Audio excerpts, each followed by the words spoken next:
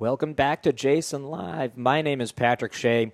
We're back once again with the first of our STEM career events for 2014. We have more than 20 STEM role models lined up to connect with you between now and the end of the school year, so we hope you are just as excited as we are to learn all about this bunch of different careers in science, technology, engineering, and math. With us today, we've actually invited back one of our favorite STEM models from last year. It's Jason Osborne. You might remember Jason when we learned about his passion for paleontology and his work with PaleoQuest, but it turns out that is not his full-time day job. By day, Jason is a neurobiological instrument and systems designer for HHMI, the Howard Hughes Medical Institute. We're going to learn what all that means in just a moment. But before we do, I want to remind all of you out there that this event is live and interactive. We want you to send us questions and participate in today's polls. We'll try to get as many of you involved as we can. Right now, it's time to get Jason involved. Welcome, Jason. Thanks for coming back. Thanks for having me again. Awesome. Very excited. We're very excited, too, because, we talked all about your PaleoQuest work last time, and we had this little brief mention of, oh, by the way, I do this other thing, with the rest of my time.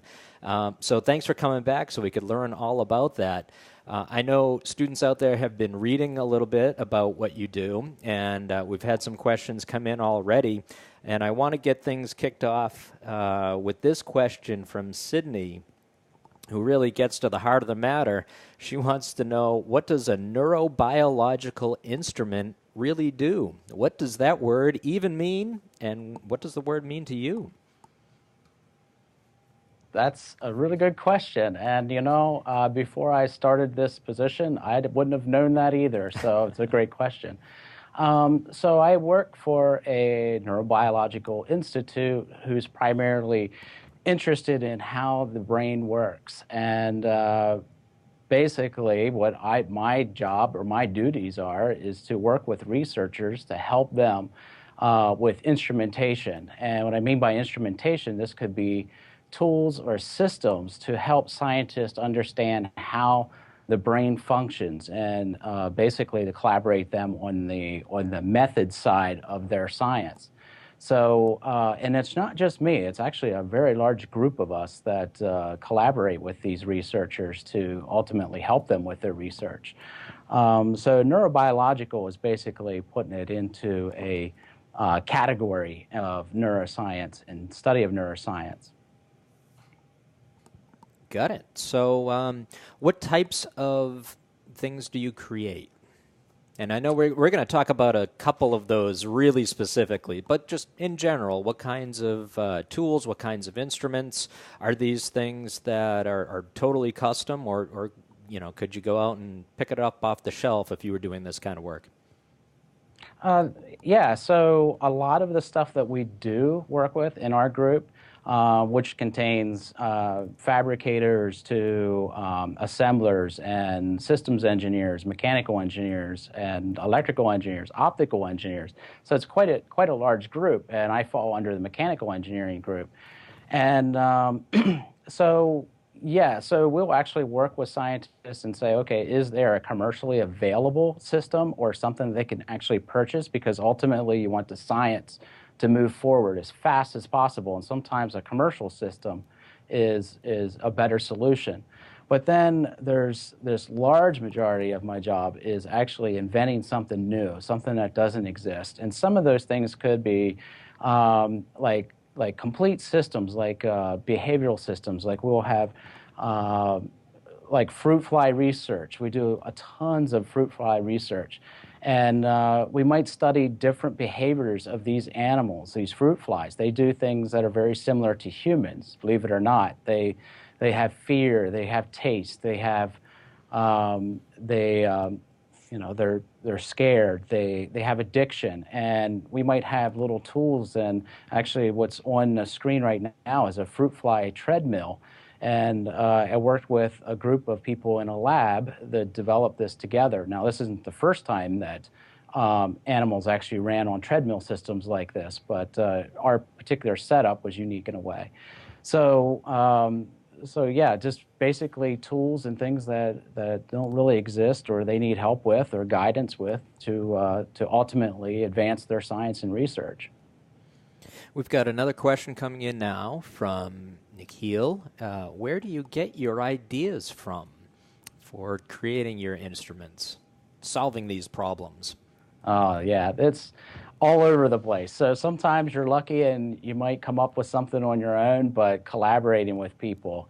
It's very, very important to network with the community that surrounds you. We have experts in all fields, like I mentioned earlier, and we'll spin out ideas to each other and say, hey, what do you think of this? And bounce ideas back and forth. It's absolutely amazing environment to work in.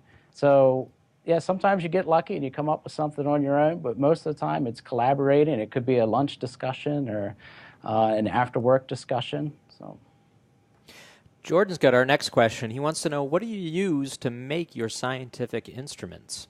What kinds of tools and things do you put to use? So primarily what I use is a software system called Autodesk Inventor. And it's actually a design software, so I do a lot of modeling. So when you invent something, you basically need to put it on software and create it, almost like not necessarily virtual reality, but you make something from nothing using this particular software. And then you do what's called engineering drawings, and you create these drawings so that way somebody that can fabricate this part or this model that you created can do so. And we have the full capability in-house at the Genelia Farm Research Campus, which is part of Howard Hughes Medical Institute.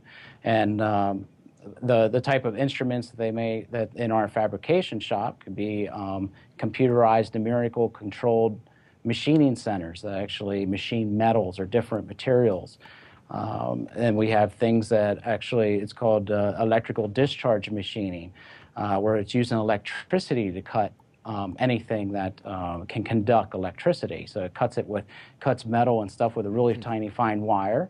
And then we also have things I'm sure you heard of is like 3D printing. So we do tons of 3D printing and laser cutting. So we have lots of cool, fun tools to play with. All kinds of toys there, huh? Yeah. So when you say fabricate, can you define that word for us? Is there a easier way to think about it? Yeah, so that's basically taking like a raw material and turning it into something. So fabricating is basically transforming like a blank block. So if you think of a woodworker, and a woodworker has a block of wood and he wants to make a sculpture, you could say he's fabricating that sculpture. Mm-hmm. Got it. So our next question now is from Wilfredo. He wants to know, what do you like about your job, and what kinds of things do you like to design? Well, that's a very easy question for me. I like everything about my job. I actually don't really think of it as a job. I think of it as a $300,000 education for free. I love what I do. So I love the people I work with. I love the environment. I love the energy. The chance to create things from ground up to work with scientists that are doing groundbreaking science. And the things I really like to create, wow, I don't know if I can really put my finger on one thing. I really like just creating and troubleshooting and problem solving. So I'm kind of partial to just about everything that I work on. Excellent. We're going to take a video question next. This one is from Gabe. What is the hardest tool you work with? What is the hardest tool you work with, or the most difficult to use?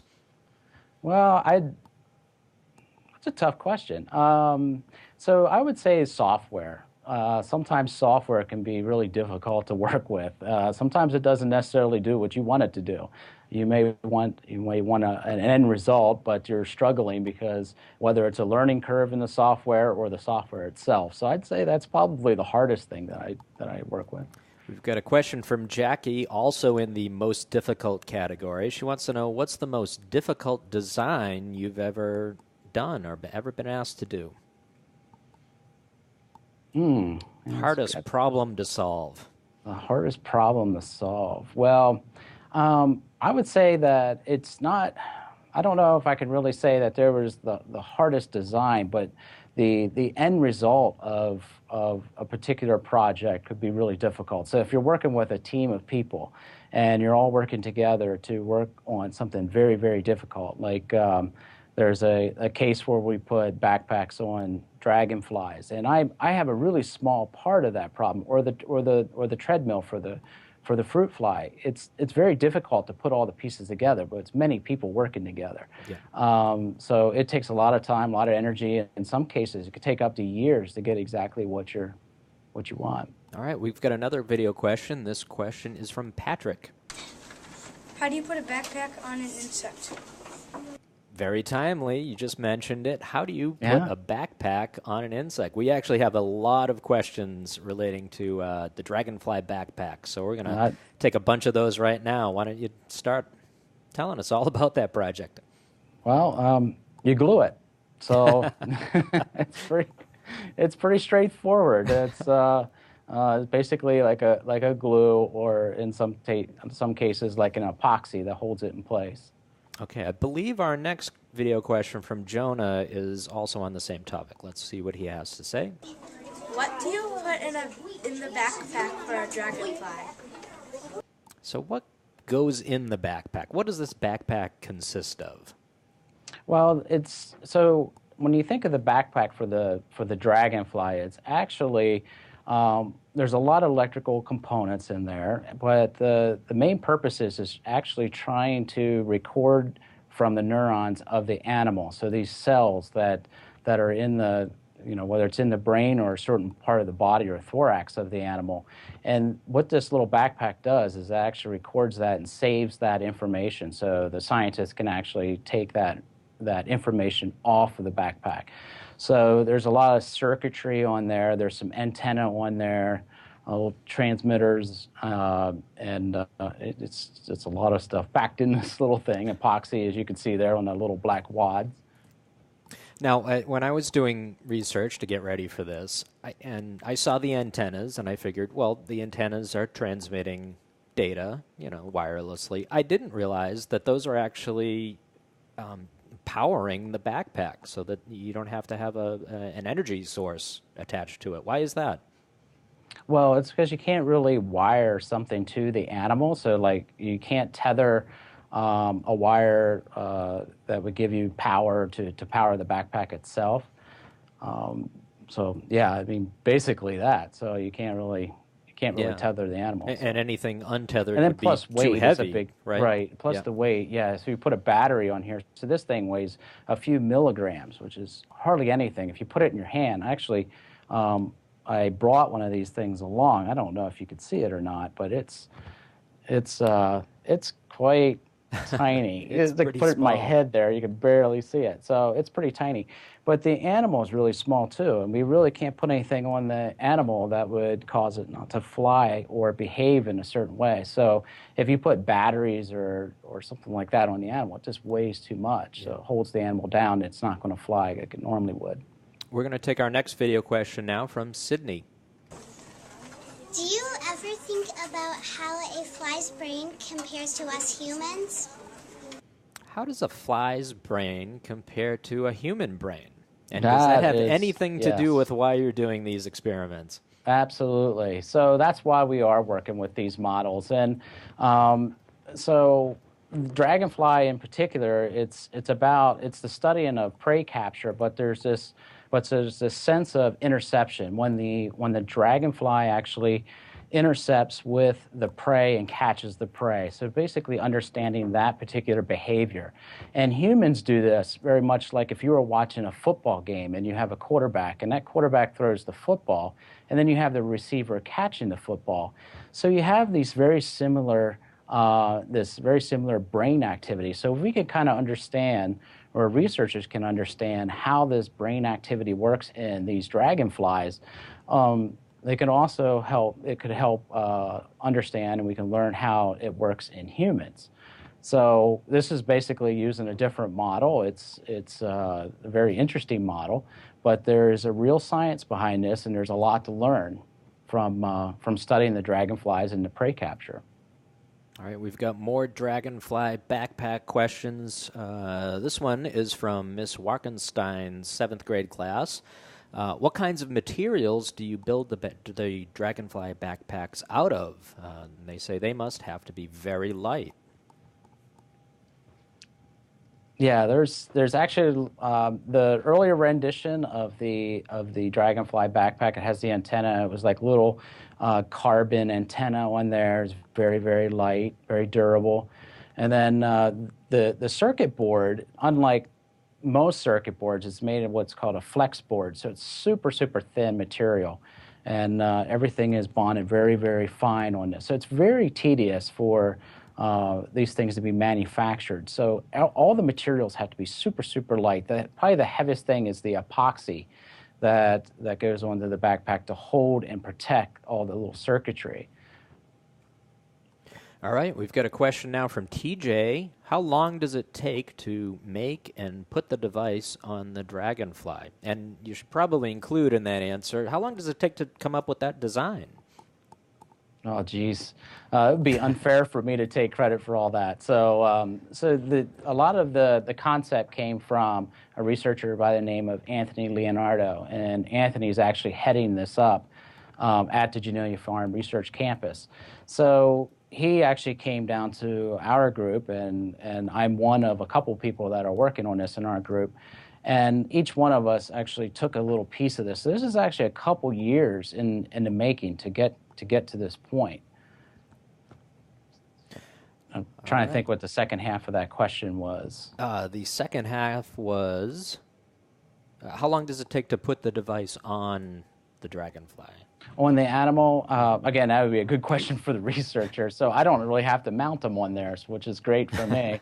So I would imagine it's very time sensitive. So they probably have to be pretty quick. So I would say within an hour probably it took to get it on there. But I can't definitely say that. I should have asked the researcher before I came here. Our next question is from students in Mrs. Bound's class. They want to know, how do the backpacks send data back to the computer? They actually record the data, and then after the Dragonfly is done flying, they actually take it off of the backpack itself. They basically wire it up to a computer, for lack of better terms, and then read what the backpack actually recorded. Okay, we're going to move on a little bit here. Our question from Zach is asking, why do you test having fruit flies run on a treadmill? What are you trying to learn? How can you tell if they are really working hard or not? Well, they're definitely running pretty fast. So I'd say they're working pretty hard. But again, with fruit flies, it's sort of like the Dragonfly question. They have some of the same emotions, or like say they have an olfactory system. So in other words, they can smell and they can see things. So when they see light, whether it's light or dark, they might tend to go in one direction or another. It's very similar like to human decisions. Again, the neurons are very similar to what we would have in our brain. It's just you're working with a much smaller brain. You're only working with approximately 120,000 neurons versus billions of neurons like you would in a human brain. So scientists are actually studying these place fields within the animal, and when it makes a decision, when it wants to, say on the treadmill, if it goes left or right, they can match that up with, are they going to a light object or a dark object, or are they going to a particular smell that they're interested in, or one that they're not interested in. And then you can also record the brain activity, because when the animal is actually running on the treadmill, a researcher is actually recording from the brain itself. So there's a lot going on. The animal's turning, they're running on this treadmill, it's making these decisions, and you're recording these decisions, and you're learning how the brain or these neurons are actually working or working with each other. It's pretty amazing. Our next question from Autumn kind of gets a little deeper into that. She says, so I see that you make the neurobiological instruments, but do you study neurology yourself? Do you go in depth with neurology? What's your relationship to the kind of underlying science? This goes back to that getting a $300,000 education for free. So fortunately, I don't have to know it as deep as a neuroscientist would, but I have to know it at a very high scale. So in other words, when I talk to a scientist or a researcher, I have to understand a little, to a degree, what they're actually saying, so I can make something or invent something for them. So I did take a course. Actually, my company supplied provided a course in neuroscience. And so I took that. I constantly asked questions. I learned from others, and it's almost like an education that's given to you within the institute just by working in each lab. So you're constantly learning different procedures from many different researchers. So even though that on a normal day I'm not necessarily taking a class for neuroscience, I'm learning neuroscience just through the applications. Yeah, interesting. We're going to move on a little bit. We're going to talk about kind of your career path, how you got into it. And our first question is a video question from Leora, who is going to take us in that direction. How old were you when you first got interested in science? How old were you when you first got interested in science? I probably, since I remember. So I always loved sciences.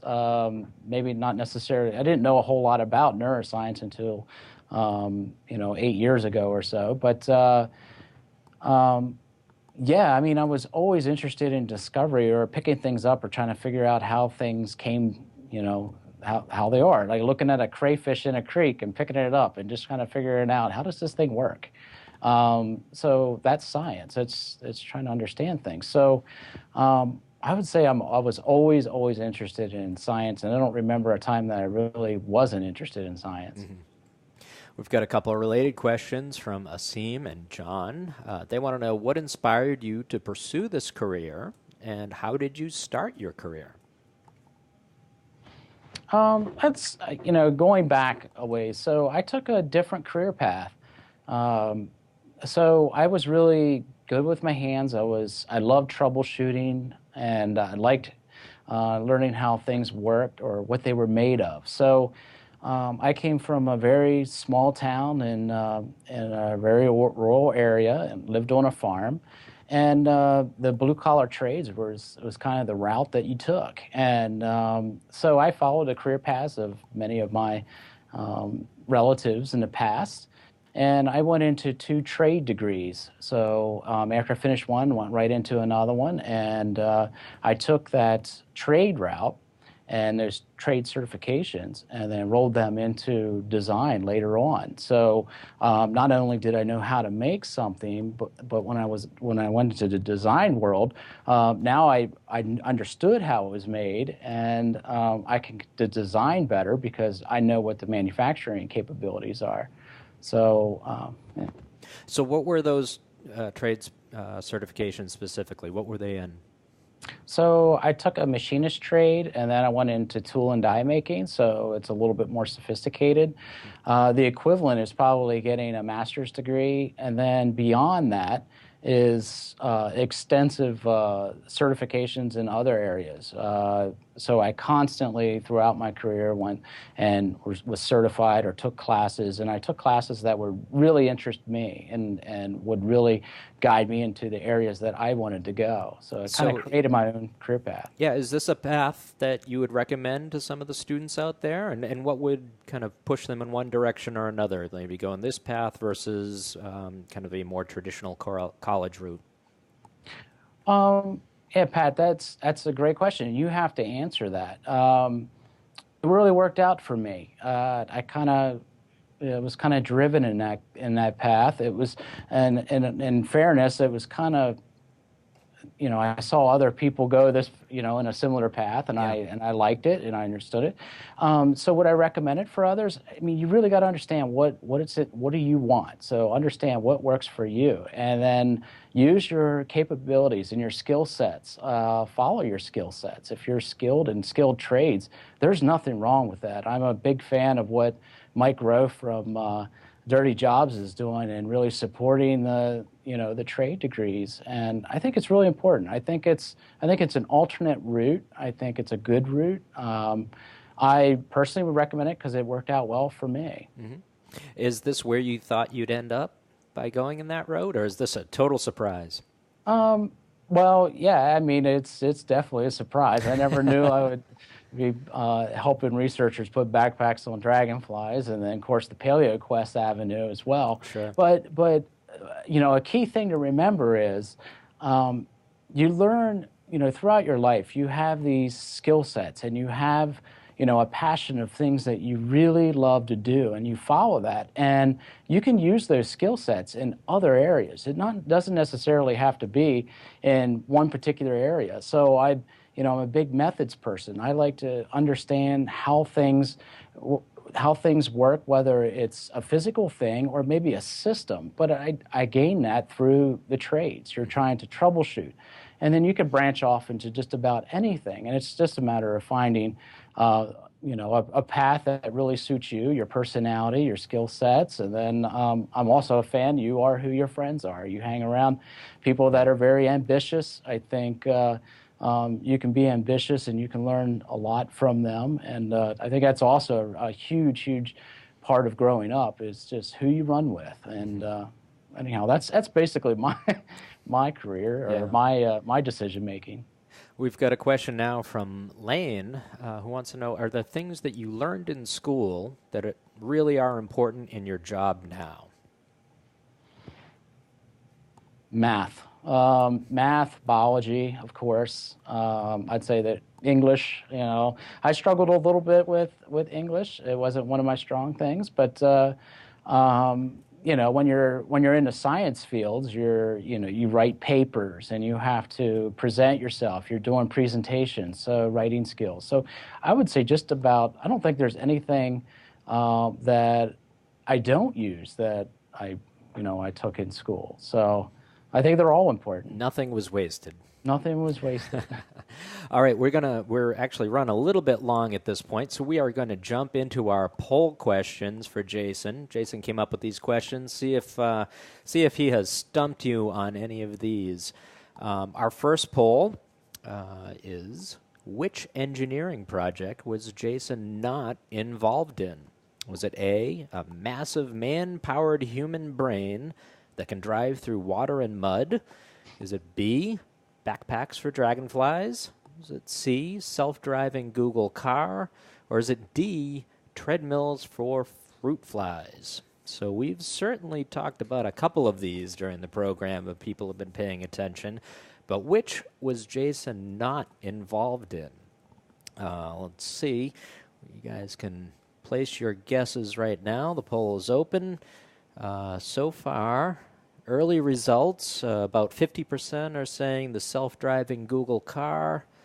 We had a few people say backpacks, possibly confused by the structure of the question. But Jason, why don't you tell us what the correct answer is? Which of these projects were you not involved in?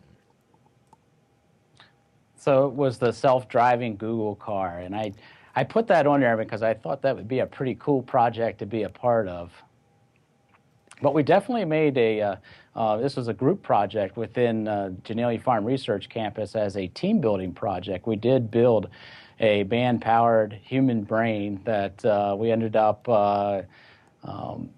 entering in a kinetic sculpture race in Baltimore, Maryland. And as you can see there, it was quite crazy. We all dressed up like mad scientists and yeah. And there it is. Yeah, you would think that was probably the fake answer in that poll, but it was not. That was a real thing. 35% of our audience got that correct. Moving right along to poll number 2, this one asks, how old was Jason when he first realized his potential career path? Was he 12, 15, 18, or 22? Now, Jason, I know you talked about we were certainly asked this question, how old were you when this happened? I don't remember if you stated a specific age, but let's see what people think. Is it 12, 15, 18, or 22? So far, Oh, it's pretty evenly divided, about a third. No, we're getting votes for all of them right now. So what is the correct answer here, Jason? How old were you? Maybe I should ask Pat this, since he doesn't know the answer. I don't know the answer.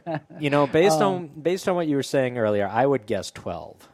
I was 15. So you were pretty close. We were pretty close. My mom was a tool and die maker, and I had other ancestors that followed that career path. So I remember taking drafting classes in school at that age. So that's basically where the first driver was. Interesting. Our third poll asks, what is Jason's favorite hobby? Is it A, mountain biking? Is it B, scuba diving for fossils? Is it C, cross-country skiing? Or is it D, tennis? We're going to throw that poll up there and get some votes. This is another hint here. We have talked about this not only today, but in events past. But I actually don't know if that's the right answer. I don't know if that is your favorite hobby, what I'm thinking of here. But that's what I'm going to vote for. Some other hobby could be your favorite, but let's see. We've got votes coming in. 100% so far I think it's scuba diving for fossils. I think that's probably a pretty safe bet. Jason, what is the correct answer? Well, people are paying attention. That's awesome. So yes, definitely. I haven't even done some of the other things. Oh, I was going to ask, do you even like those other things, or do you just not have any time for them at all because you're too busy doing Paleoquest? Yep. All right. Well, thanks for those questions, Jason. Those were fun. We're going to move on and talk now about kind of your future or the future of some of the students watching out there. We've got questions from a bunch of folks in that category. Let me see if I can pull up one of those questions. This one is from Mrs. Bound's class. They want to know, if I can bring it up here, what is your next project going to be? Or what are you currently working on designing that we're going to be talking about the next time we have you on our live event series?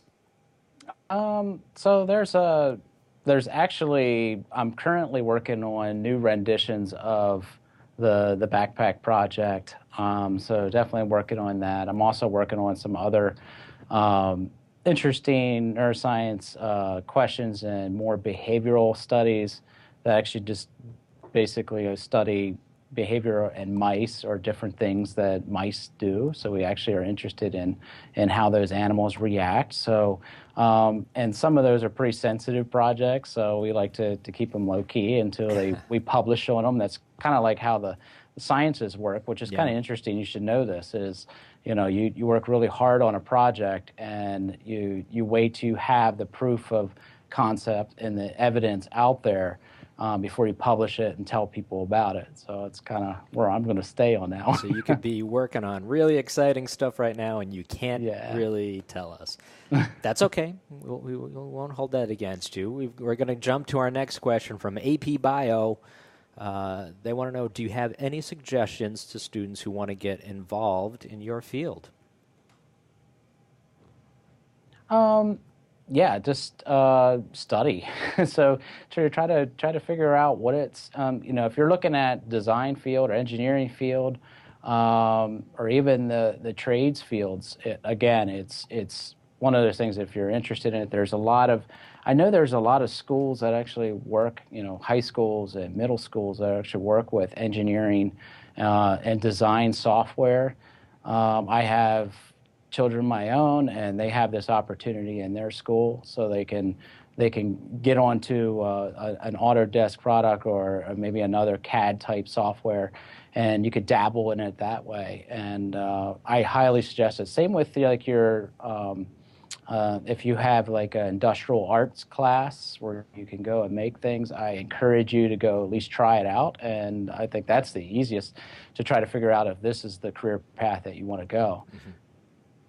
All right, our next question. We've only got time left for 2 more questions. So here's the first of those 2. Hazel wants to know, is there anything you would still like to accomplish? there's a lot I want to accomplish. So yeah, I never have a problem coming up with ideas or projects, whether it's with the Paleo Quest side or even with Howard Hughes Medical Institute. So yeah, yeah. Now, how do you have time for it all is the question that I have.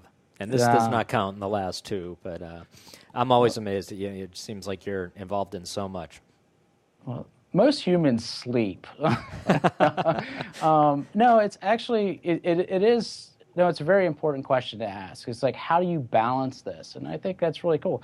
But you got to be really creative with your time. So where some folks might decide to go out and hang out with a bunch of other people. It's not like I don't have a social life, but I'm very critical on where I divide my time. Mm-hmm.